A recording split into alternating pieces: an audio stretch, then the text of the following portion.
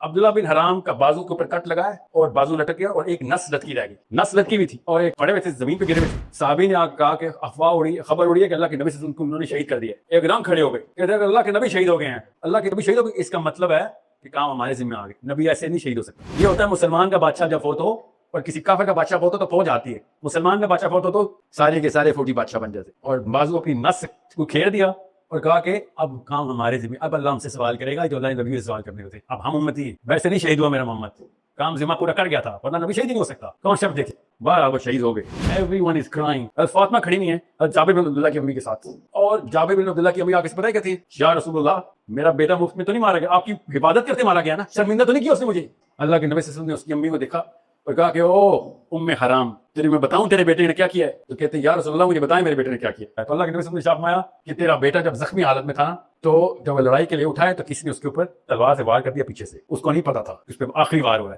تو اس کو fatal Wundt جب لگا ہے تو اس کی گردن سے تلوار کرنے تک چلی گئی۔ تو جیسے ہی روح نکلنی تھی اللہ عز و جل بغیر کسی فرشتے کی انٹرونشن کی خود تیرے بیٹے سے ہم کلام ہو گئے، اور تیرے بیٹے سے اللہ عز و جل کائنات کے رب کہتا ہے او عبداللہ کیا چاہتا ہے تو؟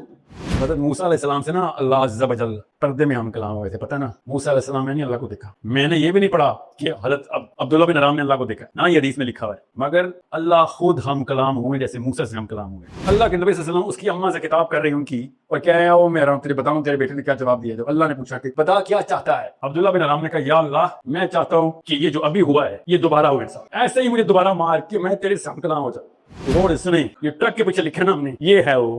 کہ خودی کو کر بلند اتنا